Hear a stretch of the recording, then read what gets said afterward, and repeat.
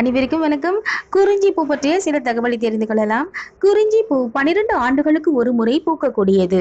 குறிஞ்சி பூ போல பல வருடங்கள் எடுத்துக்கொண்டு மலரும் செடி வகைகள் ஸ்ட்ரோபோலாந்தஸ் என்ற குடும்பத்தை சேர்ந்தவையாக உள்ளன.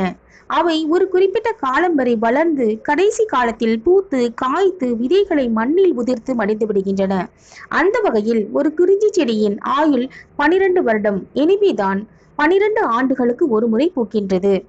இந்த விளக்கத்தோடு அறிவியல் உலகம் தன் ஆய்வை நிறுத்திக் கொள்ளவில்லை. இந்த செடிகள் ஏன் சரியாக 12 ஆண்டுகள் வாழ்கின்றன என்று ஆராய்ந்தார்கள். சூரியனின் மேற்பரப்பில் தோன்றும் சூரிய புள்ளிகள் தான் இதற்கு காரணம் என்று அவர்கள் கண்டறிந்துள்ளனர். சூரிய புள்ளிகள் தோன்றும் பொழுது பூமியின் காந்த சக்தியும் ரேடியோ அலைகளும் பாதிக்கப்படுகின்றன.